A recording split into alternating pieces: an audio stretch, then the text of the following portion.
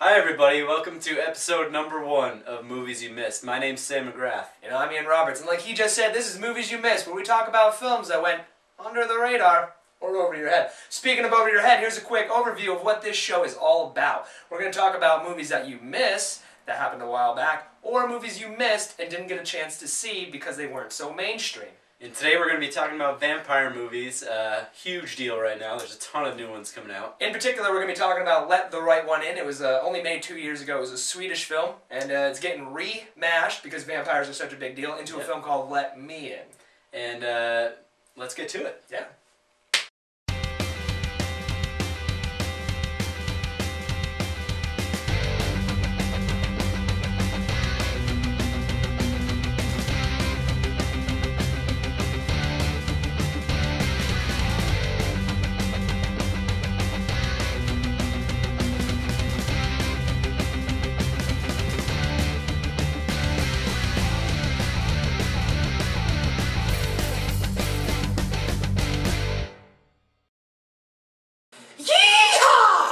Is your vagina bleeding? Is it bleeding bad? Well, we have a product for you. It's called Vamp Tams. That's right, it's vampire blood with tampons. The only tampon that wants to suck your blood. The patent's pending, but you can get it now for the low, low price of $9.99 if you call now. Woo-hoo-hoo-hoo-hoo!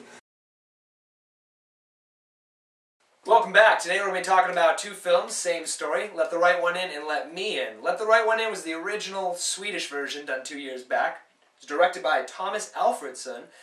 He didn't have too many projects before this. He was mostly television. He is coming out with a new film called The Tinker, the Tailor, the Soldier, and the Spy, having Ralph Fiennes in it. Rafe Fiennes. Rafe Fiennes. I always knew him as Ralph Fiennes. That's how it's spelled. Me too. Yeah. Lord Voldemort from Harry Potter. And Gary Oldman, who was Sirius Black from Harry Potter. Yep. It's the 9th Harry Potter movie. Yep, they're just throwing all the Harry Potter characters together into this. But Let the Right One In is a story about Oscar, an odd boy who gets bullied at school, who runs into his odd neighbor Eli, who they're both kind of social outcasts, and they bond in this vampire film. And we find out why they're both social outcasts, because Eli is a vampire, and it's hard to be in society when you can't go outside during the day and stuff like that.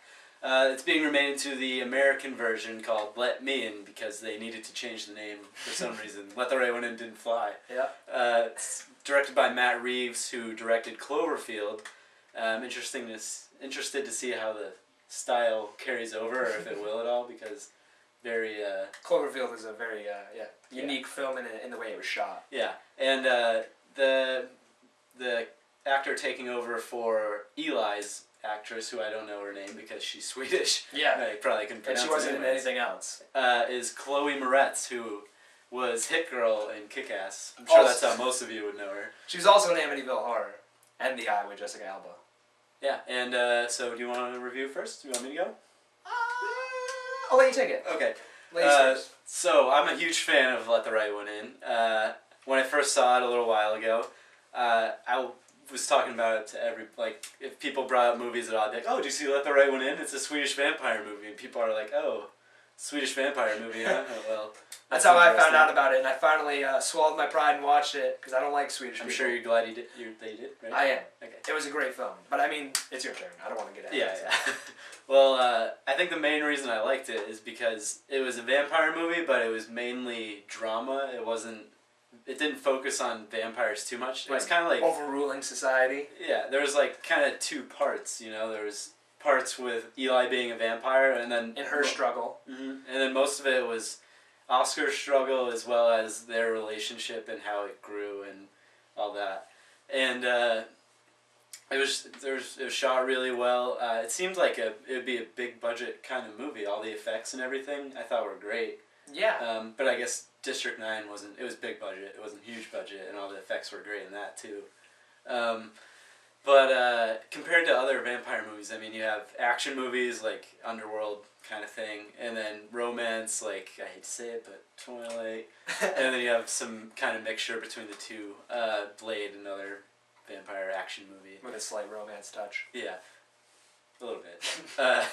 But I like that they did really none of that. There's a little bit of action, and I guess you could say there was a little bit of romance, but it was more of like a friendship thing. They weren't like, they were little kids, so they weren't really thinking I'm gonna jump in right there. Yeah. Like you're saying, that they were kids. I thought they did a phenomenal job, even though I couldn't really hear the emotion in their voice. I definitely saw it. They did a great job acting. The two kids in this. They weren't in much other films, but I think they did a great job. And if they weren't Swedish, I would put them in one of my films. One of your films, which are all over the internet. Check them out. And but that, I mean, like you were saying, the aspect of the kids being in it really made this stand out from any other vampire film. So if you're big on vampire movies or just big on little kid movies, this is a movie for you. Wait, hold on, you're freaking out, but let me get to what I'm talking about. Eli is the girl in this, and she's 12, but she's a vampire, so she's really 200. So it was kind of freaking me out that this 200-year-old lady was starting a relationship with this 12-year-old kid, Oscar, just because, like, sure, she might be all wise elder and have a bunch of information to give him and help him with his problems, but I mean... But like I said, it's not really a love story kind of thing. I mean... Yeah, it's more two social outcasts. Yeah, they're trying to, like, support each other kind of thing. But, I mean, that can still be frowned upon. Did you see Mel Gibson's The Man Without a Face? They were just friends, but it was frowned upon. So did you like it as much as I did? Oh yeah, I thought it was a great movie, mainly for the fact that, you know, these kids really just blew it away, man. They did a great job. And the visuals were awesome, and just like the setting and kind of how they told the story, and a lot of the focus on the vampire, because there was focus on the vampire. Like, she needed to get food, and she had like somebody who fetched her food and stuff, and that had like a subplot of its own, like a whole new story going on that we won't even cover because it's not the main part of the story. It's not, but I mean, it's still very... It definitely enhanced it. I mean, at no point during this film was I like, I hope this film ends really soon because I'm getting bored. It had me on the edge of my seat the whole time, and I was just really into it. It dragged a little bit at times, I thought, yeah, but not enough to be like, oh, like, when is this going to be over? Yeah, they were really solid in their vampire lore kind of stuff. They didn't try and like do anything out of the ordinary with it. They like sparkling vampires. Oh, I'm so sparkly right now. Is that a fucking vampire?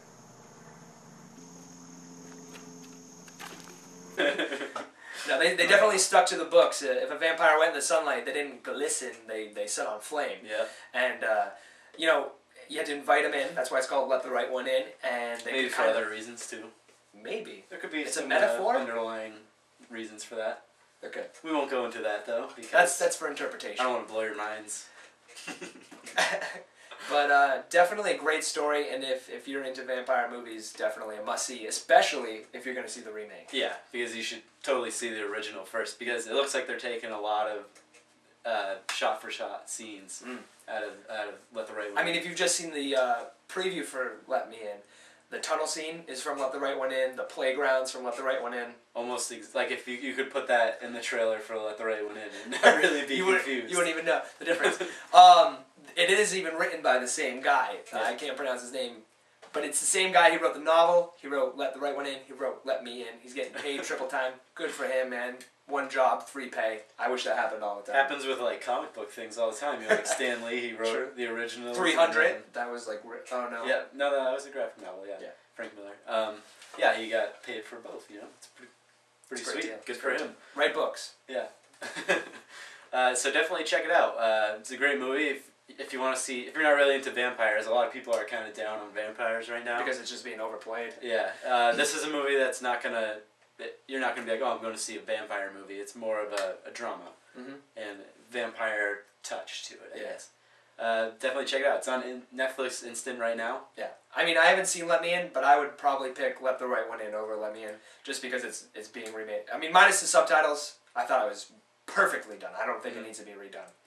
So, check it out. Boom! Welcome back! Everywhere else does a little thing called Top 5, but here at Movies You Miss, we think we're a little better than that, so we do a little segment called Top 4. I don't know what the hell that was. So we're gonna jump right into it, motherfuckers.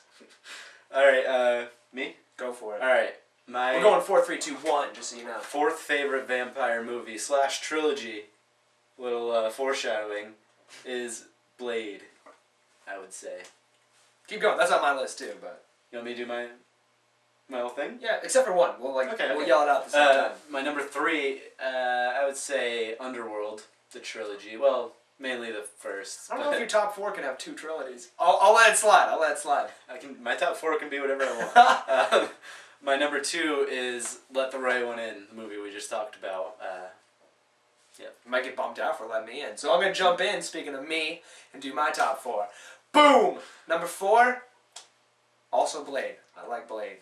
Boom! Number 3, Bram Stoker's Dracula. I really like Keanu Reeves. He's really cool. Boom! Number 2, Daybreakers. I know you frown on Daybreakers, but I happen to think it was an interesting film. Let me just say I hate Daybreakers. Yeah. I think Speaking it's a of terrible movies you movie. hate, ready to say number 1? Yep. Twilight, because I know you hate it. He always tries to tell me it's not a vampire movie. It's a werewolf movie. It's totally a werewolf movie. He's Team Edward, I'm Team Jacob. You never know. You never know. Alright, my number 1 is obviously Peter Pan. That's a vampire movie? Yep. Think about it. Give it some thought. You ready? Peter Pan. Does he age? No. Okay, so he's immortal. Vampires are also immortal. Yep. Okay. You with me? You with me? Yeah. Peter Pan, pretty pale, right? Pretty pale guy. Well, Michael Jackson's pretty pale, too. I can tell me he's a vampire. You never know. He also brings little kids to his island. He did. Too soon. Ooh. This Is It was a vampire movie. Did you see it? That was actually going to be my top 4, but I didn't think you'd let it slide. And Peter Pan, he can also fly. Oh. Yep. And you do have to invite him into your room. Yep. I'll give it to you. Aren't you going to invite me in? I'm Peter Pan. You heard it here first, folks. Peter Pan just became a vampire film. Go check out Peter Pan. I highly recommend it. And the bus company. It's got sparkles on it. Just to reinforce the fact. Wow. So that was Sam and Ian's top 4. Not to be confused with salmon. Alright, that's the end of the show. We hope you enjoyed it. We're going to be back next week. We know you want more, so Yeah. we'll be here. Yep. And who knows what we're going to be talking about. Maybe a little Chris Nolan, maybe a little John Woo. Ooh. Could be anything. You So never know. tune in next week. And remember, don't let strangers in your house. Let the right one in. Good night, folks. Good luck. Or good morning. Or evening. Or afternoon. We don't know. Do you? Do you know? Pepper's in the background. Oh my god, it's Haley Bailey! Are you ready? I'm ready. Go! Welcome back! Sign out!